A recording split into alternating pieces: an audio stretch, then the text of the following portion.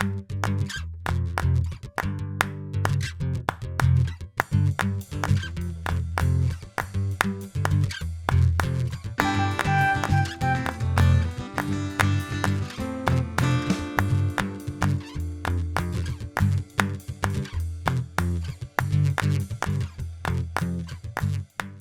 continuación, continuamos con el Congreso. La próxima ponencia va a estar a cargo de Victoria Beckman. Victoria es directora de Seguridad Digital para la región de las Américas en Microsoft. Su equipo se encarga de implementar las estrategias para interrumpir ciberdelincuencia a través de las acciones civiles y programas de concientización de ciberseguridad. Victoria ha sido certificada como Information Privacy Manager, CPM, e Information Privacy Professional, CPP, en Estados Unidos, por la Asociación Internacional de Profesionales de la Privacidad, IAPP. Antes de ser abogada, Victoria ejercía como ingeniera industrial en el sector automotriz y de la tecnología. Era patinadora artística compitiendo por Colombia, su país. Muy bienvenida, Victoria. Quitar tu micrófono, ya tienes la cámara. Sí, ¿me oyes Un placer bien? recibirte. Gracias. Buenos días a todos. Como ya explicó Álvaro, yo soy Victoria Beckman. Trabajo para la unidad de crímenes digitales de Microsoft. Estoy basada en Fort Lauderdale, en la Florida, y voy a compartir mi pantalla. A ver si... Un segundo.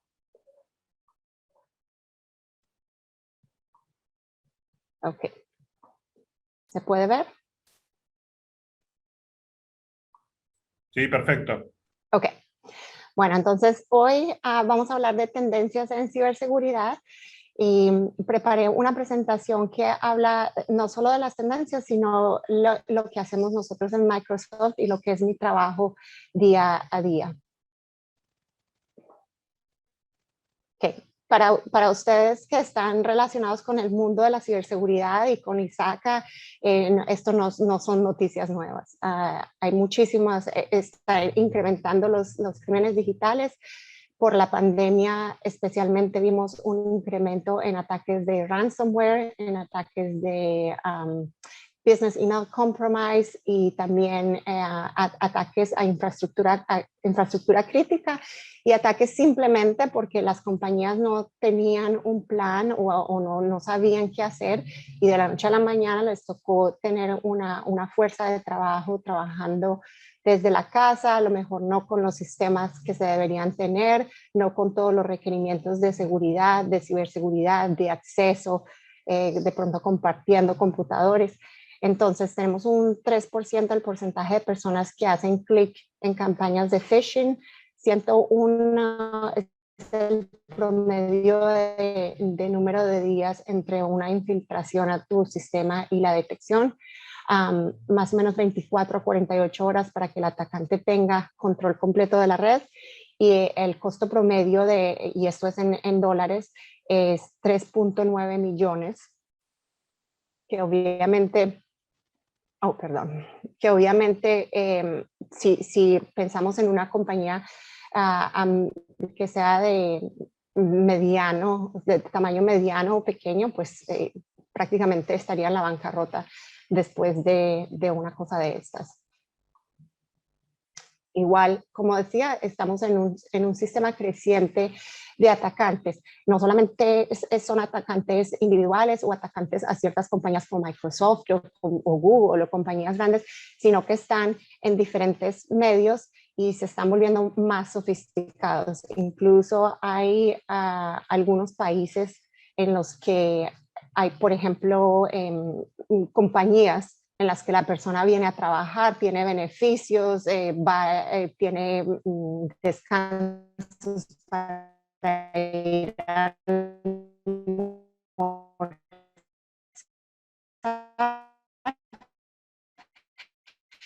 y es un trabajo común y corriente todo el día, a atacar o a hacer ese tipo de fraudes.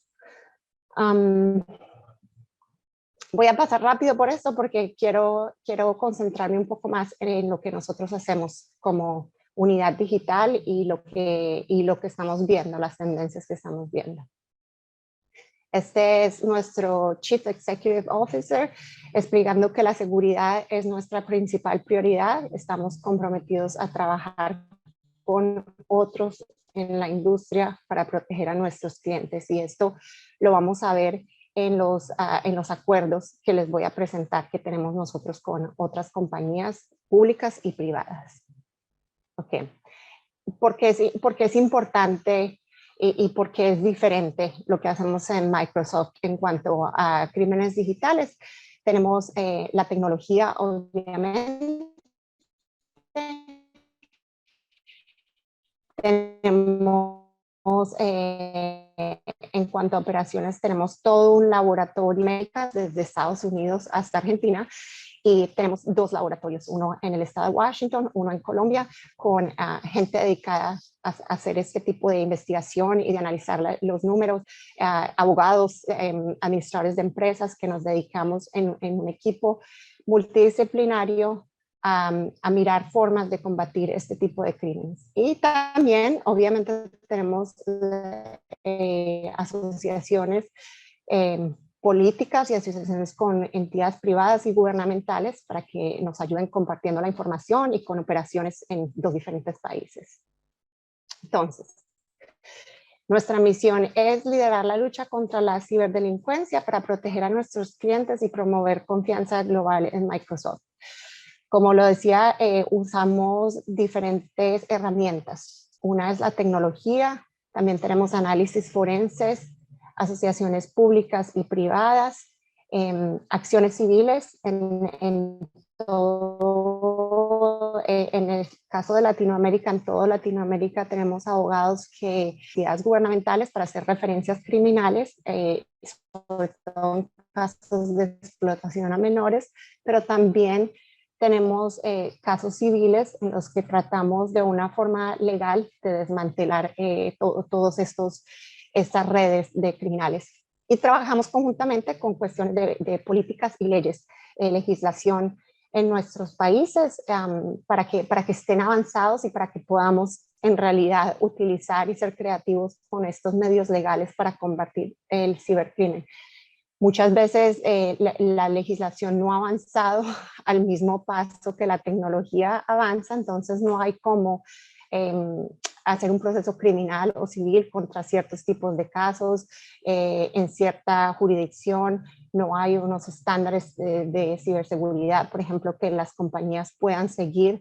No hay certificaciones a veces, entonces estamos tratando que sea un sistema un poco más uniforme y que esté a la par con lo que estamos viendo en cuestión. Entonces, como explicaba, tenemos más o menos 3.500 personas que se especializan en seguridad bajo nuestro laboratorio. Invertimos miles de millones de dólares en ciberseguridad al año. Tenemos nuestros equipos que estamos distribuidos en todo el mundo para poder estar las 24 horas del día, todos los días del año pendientes. Si sucede algo en Singapur y a veces hay conexión con Latinoamérica, entonces trabajamos conjuntamente para poder cubrir todo el territorio. Ok, entonces esto es las tendencias y lo que en lo que nos concentramos nosotros en el trabajo. Trabajamos mucho en campañas de Business Email Compromise, que es el robo de credenciales y fraude cibernético. Trabajamos muchísimo, como ya lo había mencionado, en explotación a menores, y para esto trabajamos con las autoridades de los diferentes países, e incluso con autoridades internacionales, autoridades en Estados Unidos, para evitar este tipo de abuso. También hacemos cuestiones de tech support fraud o fraude de soporte técnico. Microsoft, nosotros la semana pasada o hace 2 semanas publicamos los resultados de una encuesta que sacamos. La última encuesta la hicimos en el 2018, esta está actualizada sobre todas las estadísticas relacionadas con el fraude técnico en todo el mundo, pero incluye obviamente a Latinoamérica. Estamos viendo que los casos están bajando, que es una buena noticia, pero los daños y la cantidad de dinero que estos criminales están logrando obtener es mayor. También creemos que por la exposición constante de los jóvenes, los que se llaman millennials, y los jóvenes y también los jóvenes de 18 a 34, debido a que están más expuestos a estas tecnologías, a redes sociales, a todo eso, son la población que es víctima, la población con el mayor número de víctimas de ataques de soporte técnico. Entonces no es una cuestión de edad, que muchas veces la gente dice, bueno, es que las personas de edad que no saben manejar la tecnología. En realidad los números reflejan que son las personas más jóvenes las que están siendo víctimas. Hacemos casos de disrupción de malware, de botnets, que obviamente son a nivel internacional. O sea, muchas veces empezamos en un país y nos damos cuenta que es una red que se extiende y tenemos que hacer operaciones, a veces hacemos operaciones en que vamos específicamente por una red y terminan en arrestos, como hay operaciones constantes trabajando de la mano de los CERTs de diferentes países, de ISPs de diferentes países, para tratar de eliminar este tipo de fraude. Y por último tenemos Azure Fraud, que es obviamente cuando se utiliza nuestra plataforma de Azure para hacer este tipo de crímenes.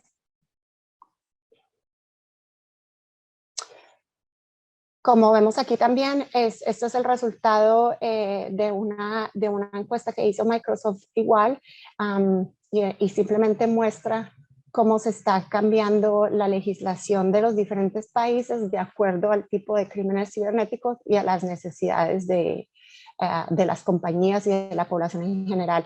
Estamos viendo un incremento en las leyes que tienen que ver con seguridad cibernética, que es una cosa buena. Estamos viendo un incremento en el tipo de leyes, por ejemplo, en que se está promoviendo que las compañías adopten estándares internacionales, como decir ISO, NIST aquí en Estados Unidos, HIPAA, hay diferentes. Y en algunas partes incluso se está incentivando lo que llamamos aquí safe harbors, que es darle la oportunidad a las compañías de tener una defensa legal ante una acusación de negligencia, por ejemplo, de no mantener la información protegida, si se cumple con un estándar reconocido a nivel de la industria. Esos son buenas propuestas, porque eso hace que las compañías adopten este tipo de estándares y pues esté subiendo el nivel en realidad de la ciberseguridad de todo el campo. También ha habido un incremento en cuanto a la regulación de crimen cibernético, aunque se han codificado cosas que no existían. A veces, por ejemplo, cuestiones de business email compromise, no hay la legislación en el país que pueda apoyar una queja bajo cierta teoría legal, y entonces hay que mirar a otras opciones, hay que mirar si podemos meternos, por ejemplo, por violación de privacidad, por otro tipo de cosas. Ahora, teniendo codificado este tipo de crímenes cibernéticos, pues es más fácil demostrar a nivel legal lo que queremos hacer. Especialmente este año, después de los ataques que hubo en Estados Unidos al oleoducto, a la compañía de empacadora de carnes, se ha visto una resurgencia de propuestas relacionadas con la protección a la infraestructura crítica. También obviamente se empieza por definir qué es infraestructura crítica. Muchas veces ni siquiera sabemos o no sabemos qué considerar infraestructura crítica y qué no. Infraestructura crítica si tienen que ver, por decir, con cuestiones de telefonía, de proveer agua, de proveer información, servicios de internet.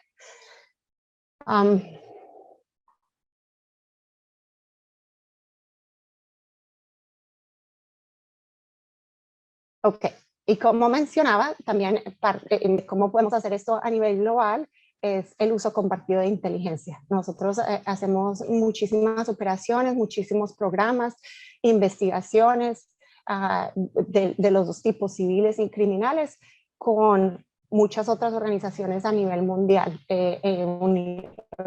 organizaciones gubernamentales que tenemos en las diferentes policías cibernéticas en la región, en Argentina, en Uruguay, en Perú. Trabajamos con muchas organizaciones, también obviamente trabajamos con organizaciones a nivel de Estados Unidos e incluso con nuestros competidores como Google, Twitter, Facebook, sobre todo en los crímenes relacionados con explotación a menores. Estamos tratando de tener esa colaboración entre plataformas para poder evitar este tipo de crímenes, que tenemos que acordarnos también que debido a la pandemia hubo un incremento de jóvenes expuestos a los computadores, a tener que estar trabajando desde la casa, haciendo sus tareas desde la casa. Entonces es más tiempo que tienen la oportunidad de atacar este tipo de víctimas que son más vulnerables. Okay. Entonces aquí simplemente estamos hablando de lo que ya les expliqué. También como parte de Business Email Compromise tenemos Payment Disruption, que es simplemente trabajar estamos tratando de trabajar conjuntamente con bancos, asociaciones del gremio, incluso con wallets, con electrónicas para cryptocurrency, para tratar de hacer disrupciones a través del pago. O sea, muchos de estos fraudes obviamente terminan en pagos de criptomoneda o terminan en transferencias de banco, y trabajando conjuntamente con estas organizaciones para generar estándares y para saber qué hacer también es muy, muy importante. Ok, vamos a empezar a hablar un poco de qué hacemos en cuanto a Business Email Compromise. Como les decía, no creo que sea sorpresa para ninguno de los asistentes el hecho que este tipo de crimen está evolucionando, se está volviendo más sofisticados cada vez. Hay muchísimas pérdidas financieras, está en todos los países del mundo. Se está denunciando muchísimo, pero generalmente no hay mucho que se pueda hacer.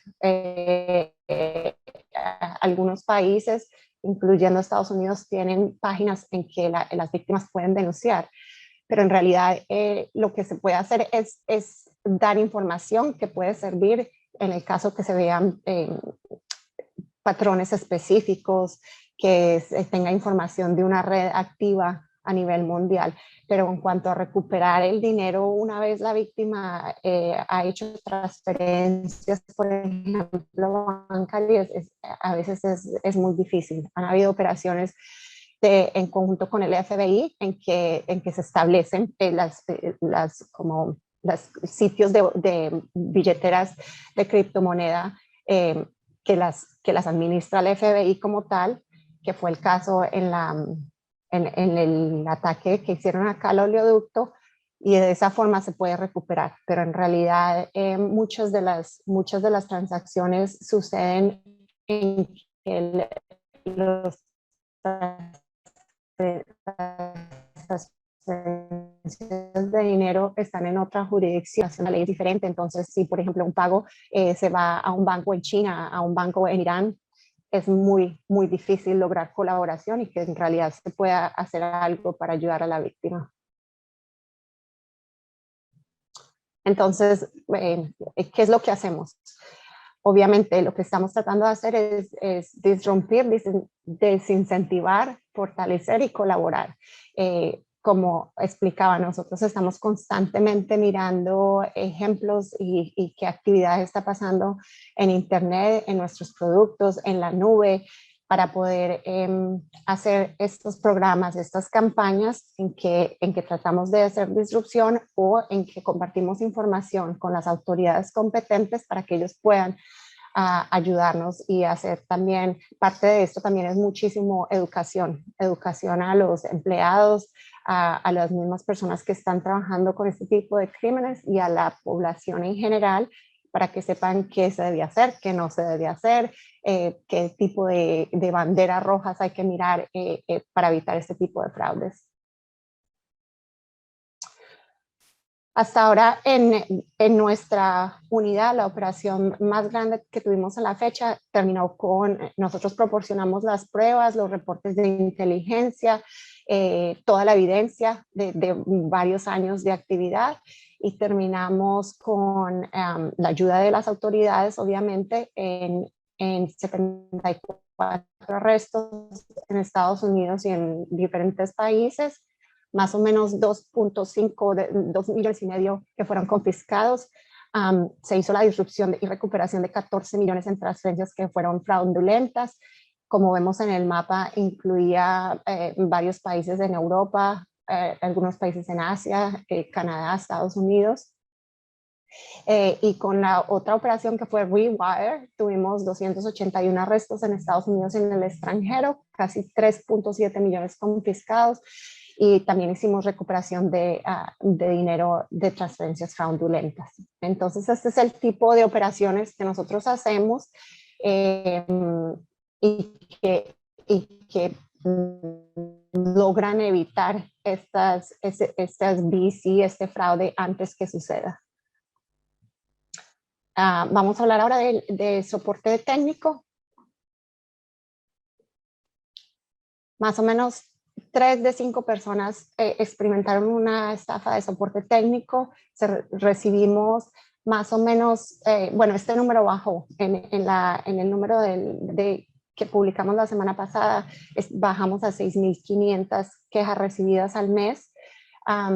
Estamos nosotros como decía, Millennials y Gen Z son los que se encontraron fueron más víctimas de este tipo de estafa. ¿Cómo sucede esta estafa? A veces aparecen ventanas en que dice tiene que actualizar su software, que son súper reales, que pueden, inclusive a nosotros que estamos en esta área de trabajo, se ven muy reales, se ven muy creíbles y simplemente es, bueno, actualice, no sé, Windows, actualice este otro programa. Algunas veces, pero se ha reducido, el soporte técnico se hace a través de llamadas telefónicas. Entonces alguien llama y dice, y para eso están todos estos call centers en todo el mundo.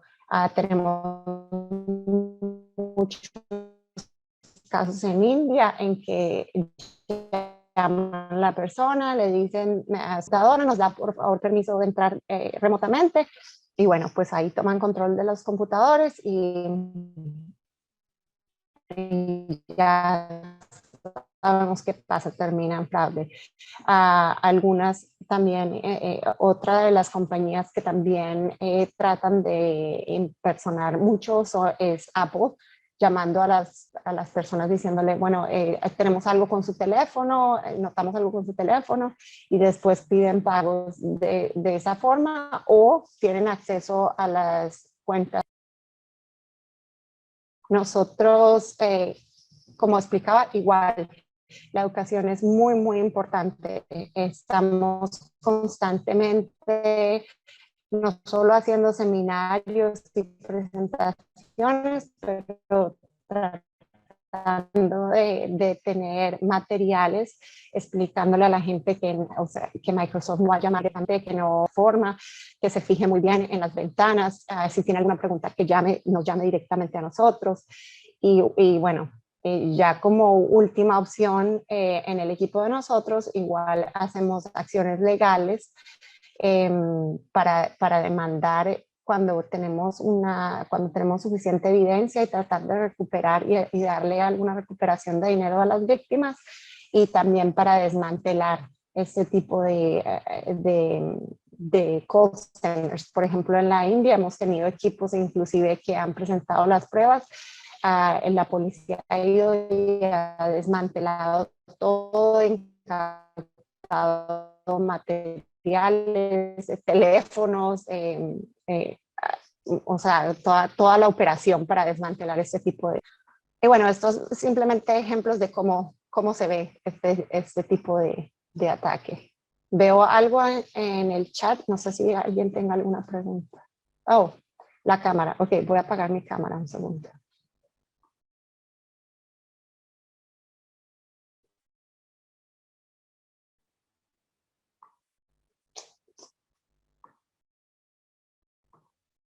Ok.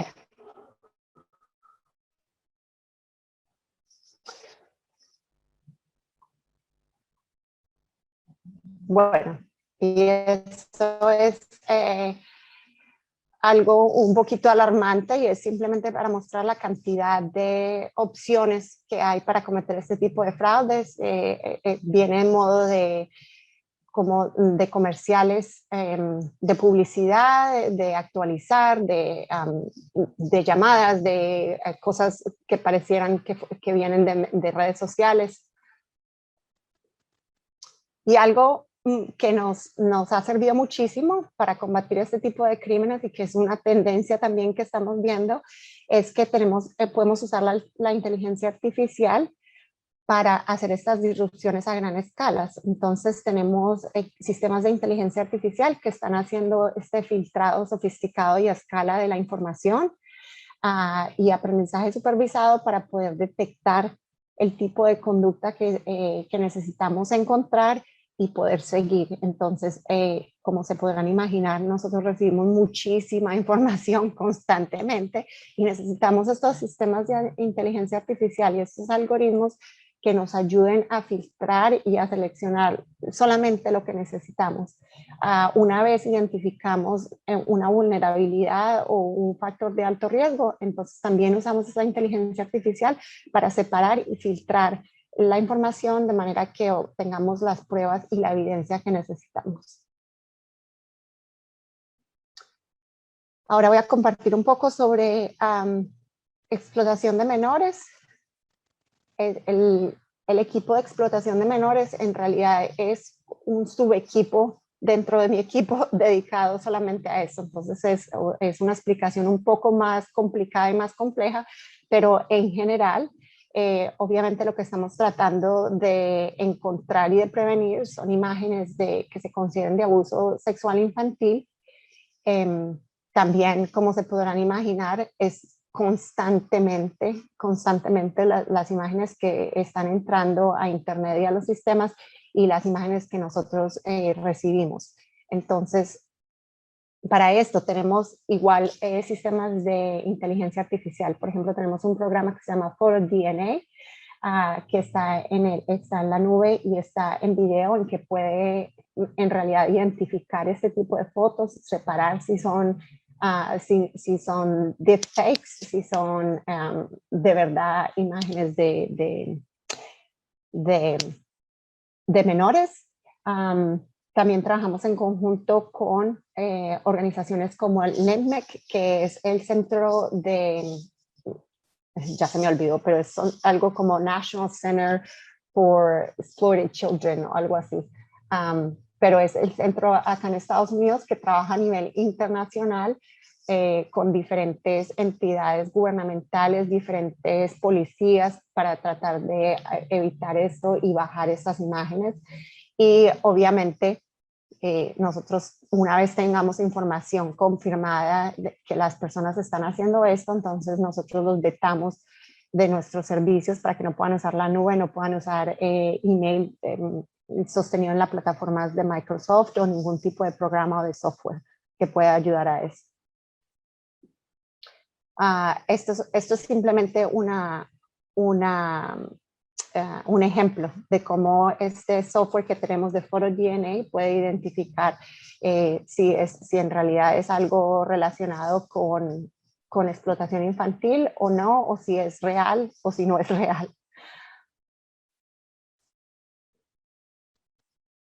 Entonces esto es simplemente como la demostración de cómo funciona el sistema y cómo lo compara y qué tipo de información más o menos nos da a nosotros.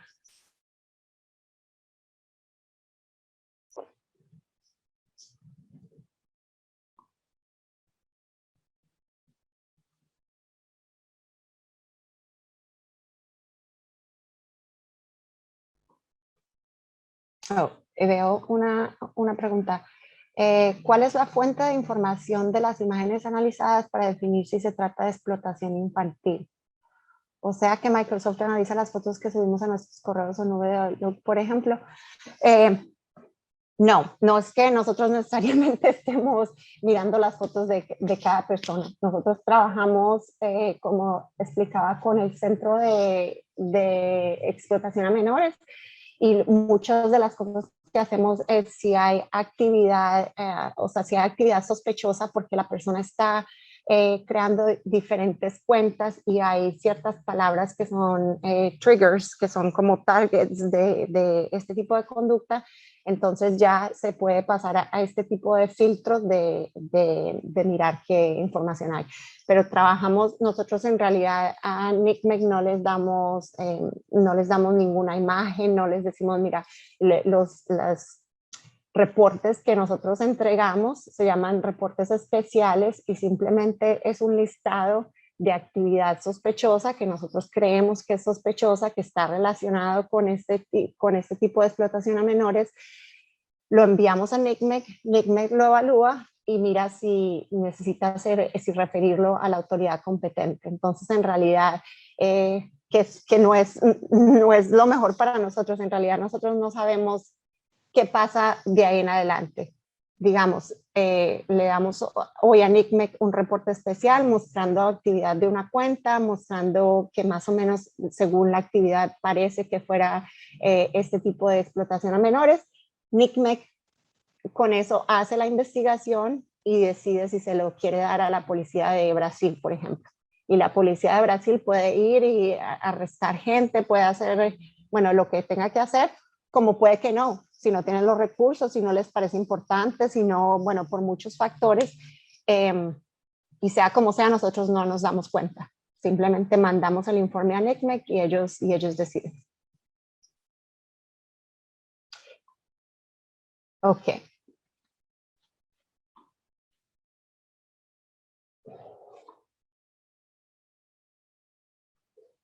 Ok, malware. Tenemos un equipo de malware muy, muy grande distribuido en todo el mundo, porque las operaciones de malware, o sea, las podemos hacer en conjunto con otras compañías y nos beneficia a todos. Entonces, pues como ustedes podrán saber, tenemos estos botnets que hacen ataques de negación de servicio distribuido, que hacen campañas de spam, que hacen software malicioso, está incluido obviamente ransomware.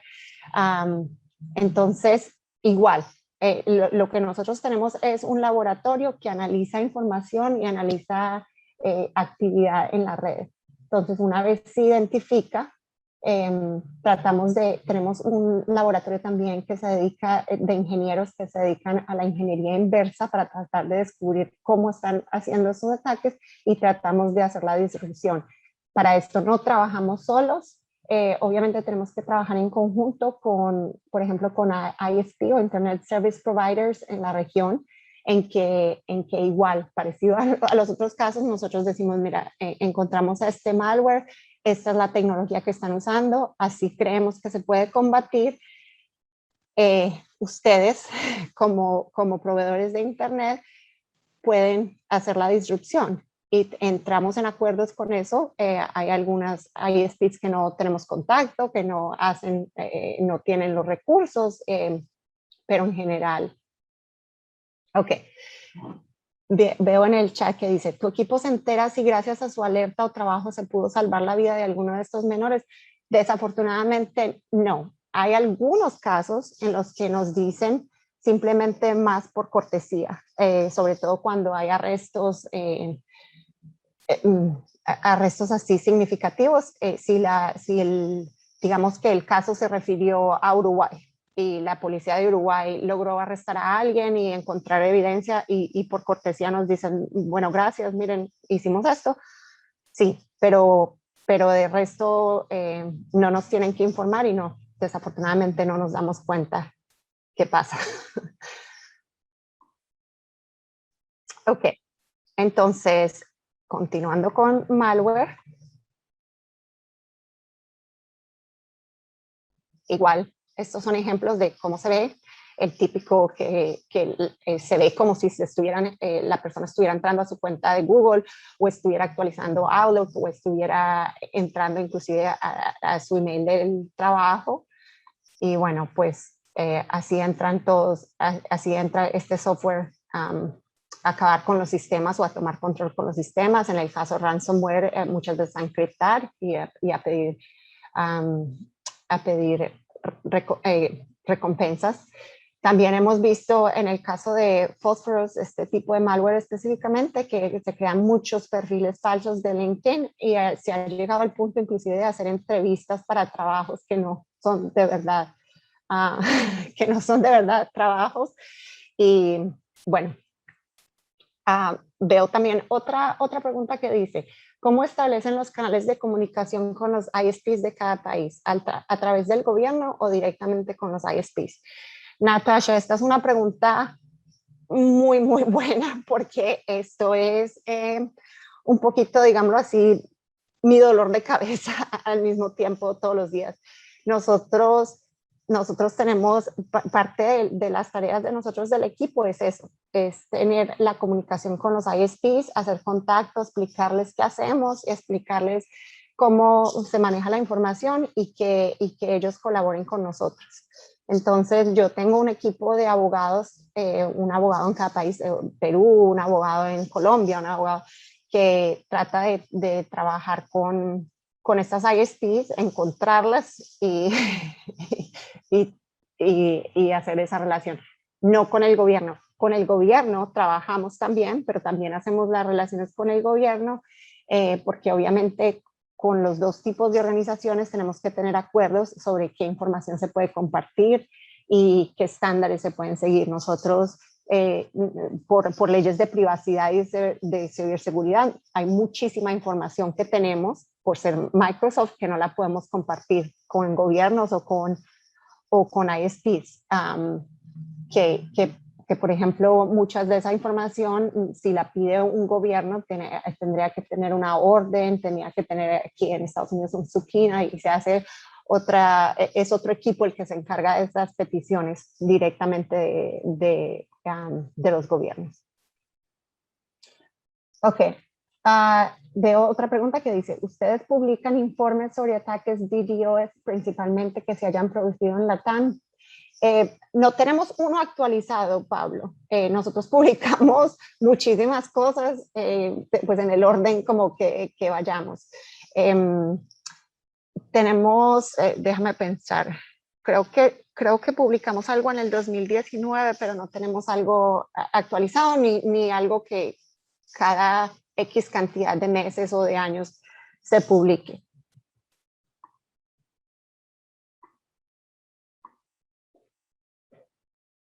Ok. Y también para esa pregunta, como expliqué, nosotros trabajamos muchísimo con compañías privadas, públicas, y obviamente cualquier compañía que quiera trabajar con nosotros los damos la bienvenida y nos gusta porque pues podemos compartir la información. A la final, la meta de todos es tener una internet segura y combatir este tipo de crímenes. Entonces, cuando es una compañía específica, una petición específica de cierta información, podemos trabajar con ellos también.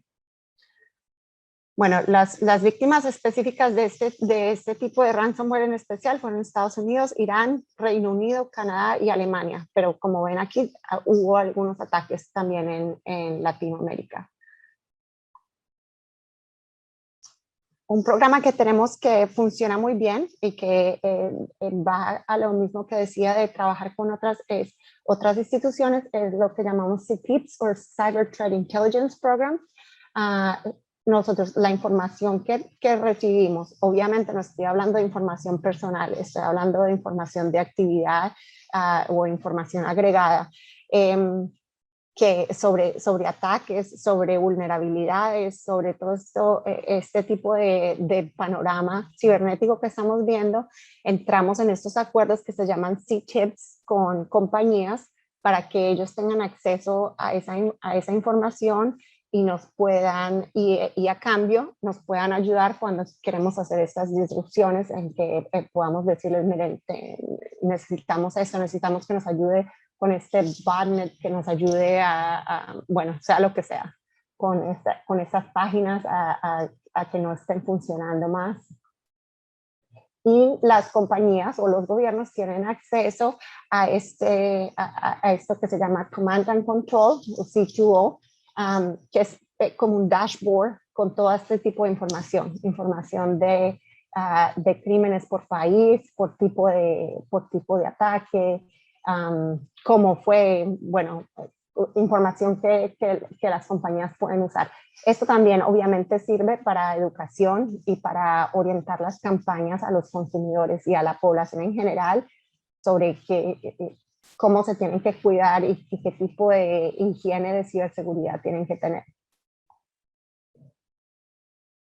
También tenemos Business Operations Integrity. Dentro de este Business Operation Integrity también están ahora cuestiones de supply chain en que están atacando, como el caso de Solaris, en que están atacando a distribuidores en la cadena de suplemento, y entonces se ven víctimas o muchas compañías de en adelante en la cadena. Con esta operación KeyCheck específicamente es el uso de keys, como de las llaves de producto que son fraudulentas. Una pregunta, ¿el dashboard sobre cibercrímenes está abierto? No. Cristian, esto es algo que, como te digo, entramos en acuerdos con las compañías para darles la información que la compañía necesita y que sea personalizado a los acuerdos que tenemos. No está abierto a todo el mundo.